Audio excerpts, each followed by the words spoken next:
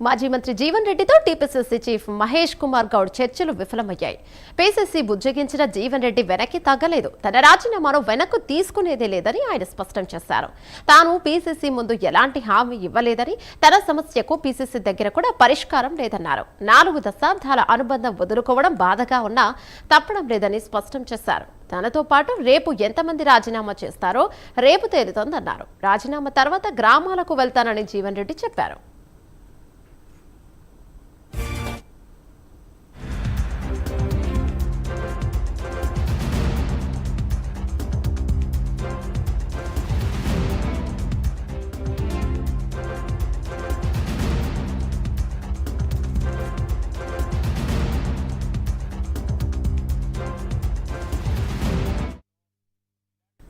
అయితే జీవన్ రెడ్డి ఇబ్బందులపై ఆయనతో మంత్రి శ్రీధర్ బాబుతో పాటు తాను కూడా మాట్లాడినట్టుగా చెప్పారు. రాజకీయాల్లో ఉన్నప్పుడు చిన్న చిన్న ఇబ్బందులు ఉంటాయని అన్నారు.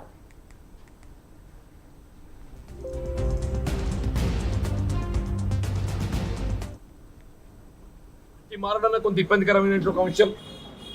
రేపు భవిష్యత్తు నేను రాజకీయంగా ఏ నిర్ణయం తీసుకున్నా కానీ నాకు ఈ 4 దశాబ్దాల కాంగ్రెస్ పార్టీ అనుబంధం, గౌరవం నేను ఏ మేర పొందగలుగుతా కూడా నేను ఊహించలేనని చెప్పంటున్నాను.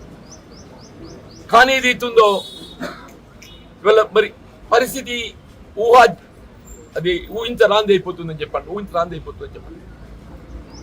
అప్పుడు ఇంతవరకు 4 దశాబ్దాలుగా నన్ను వెన్నంటి కేవలం నియోజకవర్గానికి పరిమితం కాకుండా రాష్ట్ర స్థాయిలో నా గౌరవం ఇనుమడింపజేయబడే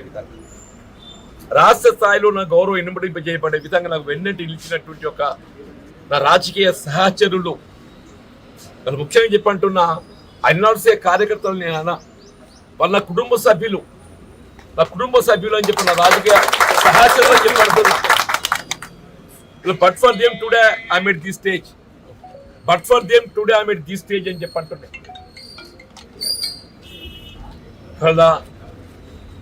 రాజకీయంగా ఒడిదుడుకులు, గెలుపు ఓటములు ఇంకా చూసా. కానీ ఎన్ని ఒడిదుడుకులు ఎదురైనా కానీ, ఎన్ని గెలిపోవటంలో ఎదుర్కొన్నా కానీ ఎన్నడూ కూడా ఏదైతుందో నా వెన్నంటున్నారు, నాకు ఆత్మస్థైర్యం చెప్పిండ్రు, మనోబలం అన్ని విధాలు సమకూర్చిందని చెప్పంటున్నా. ఇలా రాష్ట్ర స్థాయిలో ఏదైతుందో జగిత్యాల నియోజకవర్గానికి కాంగ్రెస్ పార్టీ పరంగా ఒక గుర్తింపు, ఒక ఐక్యతకి చిహ్నం జగిత్యాల తీసుకుంటారు ఎవరైనా కానీ చెప్పండి. రాష్ట్ర స్థాయిలో జగిత్యాల నియోజకవర్గం ఐక్యత చిహ్నం తీసుకుంటారు. అంత ఐక్యంగా ఇక్కడ పార్టీని రూపొందించుకున్నామని చెప్పంటాడు.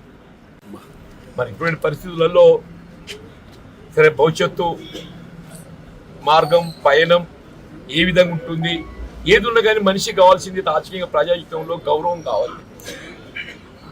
ఆ గౌరవం పొందలేనప్పుడు ఎవరం కూడా ఏది ఇస్తుందో ప్రజాజీవితంలో కొనసాగడం అనేది సాధ్యం కాదు. నేను, నాతో పాటు ప్రభుత్వ విప్పు ఆది శ్రీనివాస్ గారు, మా ఏఐసిసి సెక్రటరీ